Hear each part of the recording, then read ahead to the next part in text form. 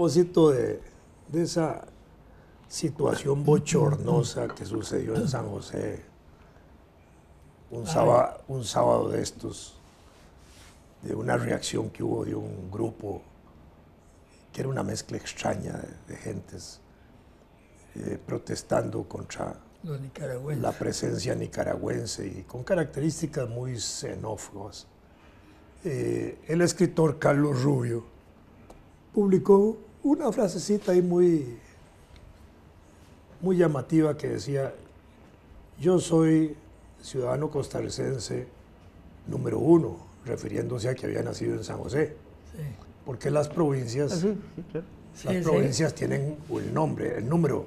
La provincia 1 San José, la 2 Alajuela, 3 Cartago, 4 Heredia, 5 Guanacaste, 6 Punta Arenas, 7 Limón. Así empiezan todas las cédulas. Soy 7. Eso significa que uno nace en esa provincia, sí, ¿verdad? Y que en ese sentido Carlos Rubio llamaba la atención de que él era costarricense por nacimiento, además. Sí. Pues si no sería 9. Pero agregaba que siendo josefino, siendo costarricense, sus padres eran de origen colombiano. Y no agregaba muchos detalles más.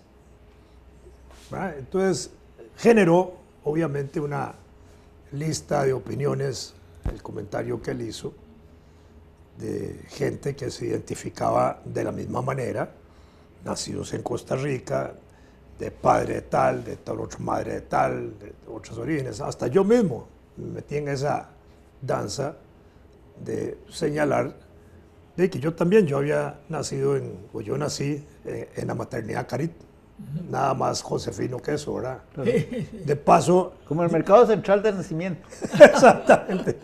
De paso, al frente de la maternidad Carit, casi diagonal, había una cantina que se llamaba El Rincón de la Última Copa. Claro. Después yo decía que yo había nacido en El Rincón de la Última Copa. ¿Verdad? Y que agregaba que mamá era nacida en Orotina. Pero el abuelo de mi mamá fue el primer dominicano que llegó a Costa Rica, el de Lemos, ¿verdad? Que después contribuyó a desarrollar el cantón de Orotina. Incluso la municipalidad de Orotina tiene un homenaje pendiente ahí para don Adolfo. Y después señalé que mi padre había nacido en la Junta de Avangares, pero su madre, mi abuela, era hija de 2 colombianos, que esos 2 colombianos habían llegado a Costa Rica a finales del siglo XIX y XX, principios del XX. Mi bisabuelo Gilberto, porque era un liberal, había estado preso en las guerras liberales del 98, de ahí lo echaron a Panamá, todavía Colombia, y después él se vino para acá y se metió ahí en las juntas de Avangares, y ahí se desarrolló. Después llegó un amigo de él, Manuel de la Cruz, ¿verdad?, que terminó casándose con su hija, ¿verdad?, mi abuela. En esa época, mi abuelo le llevaba 30 años, ¿verdad? 30 años a mi abuela. Pero era como la época en que esas cosas se daban, ¿verdad? Sí, sí. Y también cuando los padres decidían muchas veces los matrimonios. En el caso de mi abuela, contado por ella, un día el abuelo Gilberto la llama y le dice: Carmen, vea que el señor que viene allá a caballo. Sí, papá, su amigo, don Manuel. Prepárese porque con él se va a casar dentro de tantos días. Por señas. La abuela decía que a ella le gustaba el señor, ¿verdad?, que le llevaba 30 años, ¿verdad? Efectivamente, anuncian el matrimonio de mi abuela con Manuel, y su hermana mayor, Celina, protesta. ¿Y cómo se va a casar Carmen si yo soy la mayor y no me he casado? Entonces el bisabuelo dijo: no se preocupe, mi hijita, también la caso, y la casó con un primo. Bueno, eso para señalar nada más los orígenes de los colombianos, cruzado con esta anécdota de matrimonio familiar, ¿verdad? Y obviamente, si nosotros escudriñamos, probablemente todas las familias tengan alguna situación así. El mismo aquí, nuestro querido Álvaro aquí es casado con una colombiana. Sí, claro. Y los hijos de Álvaro son hijos de colombiana, nacidos por madre, y uno nacido en Colombia, correcto. Sí, sí. ¿Verdad? Por razones laborales, migratorias, de estudio o lo que sea, mucha gente termina casándose en el extranjero o teniendo hijos en el extranjero, ¿verdad? Sí, sí. Por razones del trabajo, mis hijos han trabajado en Estados Unidos y yo tengo 4 nietos nacidos en Estados Unidos. Y son gringuillos por nacimiento, ticos por ellos sanguíneos, por sangre, ¿verdad? Después, mi padre, por razones del 48, tuvo que salir a Venezuela. Mamá no se pudo ir con él porque yo me enfermé. Terminaron divorciándose, papá se casa, tiene 6 hermanos. Yo tengo 6 hermanos venezolanos, ¿verdad? De ahí son venezolanos. De esos venezolanos, una hermana se casa con un venezolano cuyos padres y abuelos eran italianos. Sí. Otro hermano se casa con una muchacha cuyos abuelos eran españoles, ¿verdad? Y así empieza uno a ver las raíces, ¿verdad? Y uno de mis hermanos, de manera muy extraña y curiosa de la vida, va a estudiar a Inglaterra. ¿Ah? En Inglaterra, un día viaja a Europa, conoce una muchacha que resulta ser tica y termina casándose con él, con ella. Mi hermano, Antonio. Sí, pero ¿qué nacionalidad? Él es venezolano, Sí. pero estudia en Inglaterra, viaja al continente, ahí conoce a una costarricense. Y terminaron casándose. El retorno. Entonces es como el círculo dando vueltas otra vez aquí, Sí, ¿verdad? sí, sí. Entonces, yo digo, si efectivamente, y además yo tengo 2 tíos, un tío y una tía casados con nicas respectivamente, mis primos en ese sentido son de dobles nacionalidades, en fin, una tía abuela mía vivió en Italia, en la Italia fascista, tuvo hijas en la época de la Italia fascista, en lo que hoy es Croacia, ¿verdad? De manera que yo tengo unas primas hermanas de mamá, todas están vivas, que nacieron en Croacia, ¿verdad? Entonces, ese tipo de situaciones lo que hacen nada más darle riqueza a nuestras familias desde el punto de vista cultural, étnico, racial, de todo tipo, ¿verdad? Y me parecía muy linda esa fórmula de Carlos Rubio, tan sencilla como eso. Es decir, yo soy nacido en Costa Rica, pero mis papás son colombianos, déjense de carajadas, ¿verdad? Sí, sí. Aquí todos somos ticos. Y yo pienso igualmente que en el caso de los nicaragüenses que vienen a Costa Rica a trabajar, son muy importantes. Sobre todo en el agro, son ¿no? un elemento estratégico en la agricultura, Uf, en la industria, Construcción. en la construcción, en los servicios domésticos, Eh. en el área de servicios en general. Un 12% del Producto Interno Bruto lo generan los extranjeros en Costa Rica trabajando. Es mucha plata. sí, Es decir, son un impacto muy importante. Oficialmente, desde el punto de vista migratorio, la presencia nicaragüense tampoco es tan grandota.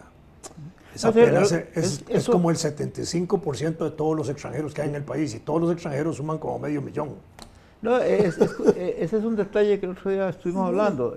Yo mencionaba un dato que se quedó pegado ahí en el disco duro mío, que yo había leído en los años 40, por ahí del 45, una publicación hecha en 1944, donde de buenas fuentes, y yo ahora no tengo claro, se decía, el dato que recuerdo es que el 13% de la población de Costa Rica era nicaragüense. Claro, en esa época a uno a mí eso ni me sorprendió, ni en un sentido ni en otro, ni mucho ni poco, porque eso era. Y además, como era el mar en que yo estaba nadando, pues yo conocía a la abuela cuántos, y sabía que había en la zona bananera muchos y todas esas cosas. 13%. Actualmente no llega a ese porcentaje. No llega. Estuve viendo esos datos. Y apenas los vi, no me fijé en los números absolutos, sino en esa cuestión. Pero lo otro, lo del es decir, sábado. Y la estadística, y hay un dato. ¿Cómo? A reducir. Sí, es decir, Sí, es claro. menos porcentaje. Las circunstancias son diferentes, más urbanizado el país, todo eso. Pero No, y todo Y una hay- época hay- en que hay- hubo una proliferación de nacimientos No, en Costa Rica violentísimo, ¿no? Que ya bajó, pero era Digamos, uno de todo- los más altos del mundo, ¿no? Pero no importa, claro, pero todos en los eso chiquitos que pero nazcan en eso Costa Rica. participaban los que vivían en Costa Rica. Sí, claro. Todos. Sí, claro, sí, Claro, yo me claro. acuerdo, el 2, Sí, claro.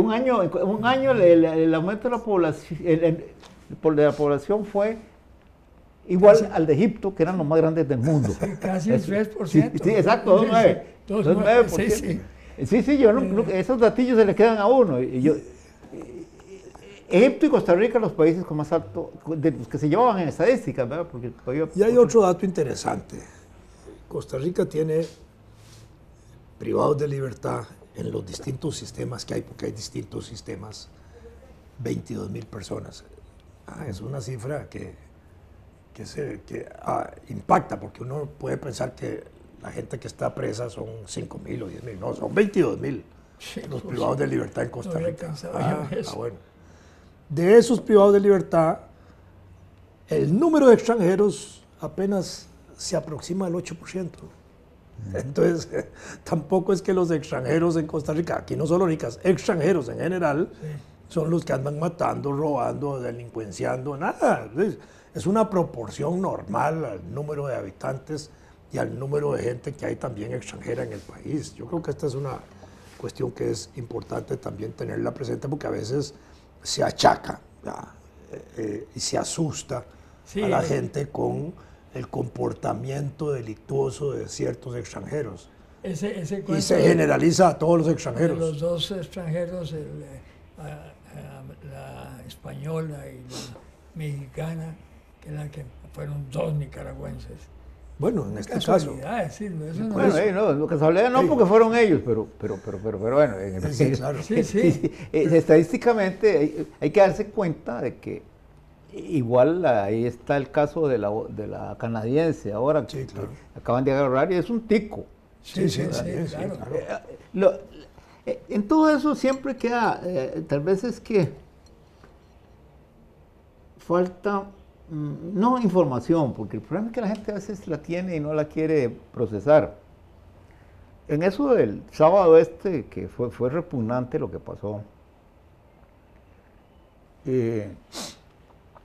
yo había venido viendo, antes de que ocurriera, algunas cosas muy raras en la red, que me parecían como inducidas, pero en realidad me parecían extrañas, pero no había sacado ninguna conclusión, y cuando vi lo que estaba pasando, entonces empecé a atar cabos.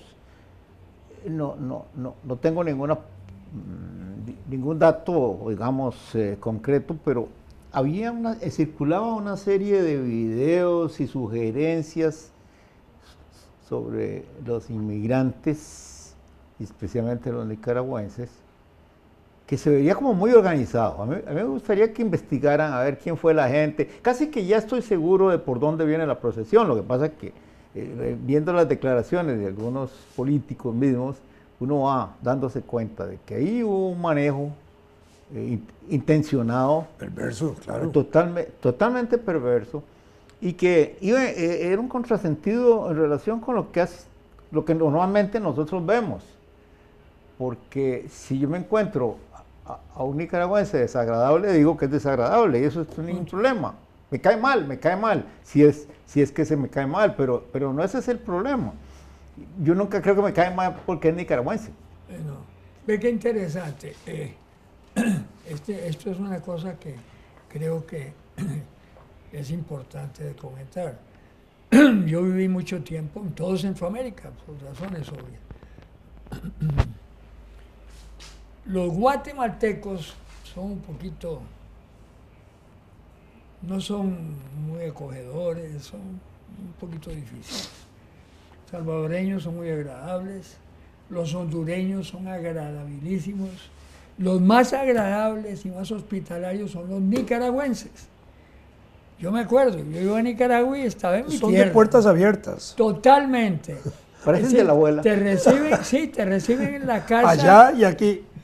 Sí. Aquí también, aquí son de puertas abiertas. Sí, así son.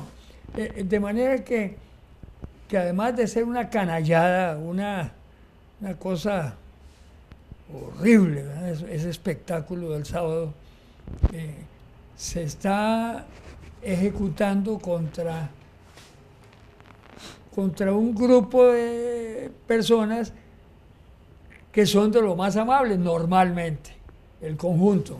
Puede haber un delincuente, claro que puede haber un delincuente, como puede haber entre el grupo que atacó unos cuantos delincuentes, como es muy probable o muy posible. Entonces sí resulta no solo feo, resulta sucio, resulta, los gringos tienen una palabra, disgusting, voy a decir, que no le cae bien, creo yo, a casi ningún costarricense. No, el problema es que si fuera casi ninguno no habría ocurrido. Casi ninguno. No, por eso. Hay un pero casi. No, casi. Ese casi yo lo quitaría porque eran bastantes. Había... No, eran bastantes. Ah, no, sí, hombre. sí, claro. No, Es decir, eran como 300. Ay, es bastante. Es que Pero por una... en la noche de los cristales no. rotos, ¿cuántos participarían en eso? No. Bueno. Es que, vea, es muy importante que se discute esto porque si se repite y empieza a generarse una bola de nieve, podríamos entrar en problemas. Porque casi todo costarricense con el que hablo termina siendo una historia que se asemeja a la de cualquiera de nosotros en cuanto a antecedentes étnicos. Sí. Yo veo, el apellido de mis hijas es Salvatierra Cubillo. Son los apellidos. Y los dos vienen de Nicaragua. Claro, de origen español y todo lo que me quieren decir. Pero cuando yo era muy jovencillo, una de las cosas que mis mis actividades, esas politiquerillas que andaba haciendo por el movimiento estudiantil, consistió en ir a entrevistar a un polígrafo nicaragüense que todo el mundo conoce, se llamaba Don Sofonías Salvatierra. Claro. ¿Ah? Sí. Estuve ahí, tenía una imprentita y Don Sofonías, Don claro. Sofonías Salvatierra, señor. Yo que me iba a imaginar que en cierto modo iba a quedar emparentado con él, porque después ahí pulgando parece que El parentesco. pues, tiene Es parentesco que con mis mencionaste hijas. una persona que es más conocida que el Sí. 08. No, por eso. Entonces, Sofonías Salvatierra. y en el caso mío yo mismo ¿qué me voy a estar preguntando de los mandingas o bantúes que están en mi centro? Yo viajando en lagos, En África. y también en Lagos en África, porque no Sí, en África. estás en un bote Sí. ahí, en el arenal. Yo en cada esquina veía a mi mamá. Entonces esas cosas dicen, no, pues, andan buscando esas carambadas. Además, porque hay un hecho real. Un día a mí alguien me hizo la estúpida pregunta, pero digo estúpida porque se ve que el que me la hizo no tenía ni la menor idea de la biología y la genética, para nada. Es decir, vivía en el planeta Marte, donde todos los seres son ¿cómo se llama? Minerales. Resulta que la pregunta era, ¿vos habrías preferido ser? Y ya me dijo una etnia. Y yo le contesté, no seas idiota. Sí, claro. Genéticamente no hay ninguna posibilidad de que el individuo que yo soy fuera otra cosa. Imbécil. Porque si no lo fuera, Sí, no claro. existiría. Claro. Y en estos días yo hablé aquí de eso, en otros programas, así como una curiosidad pseudocientífica, un día, hace poco, hace unos días bastante, y ahora ya apareció con gran despliegue algún hallazgo notable con respecto al fenómeno. Descubrieron en Alemania que el huesito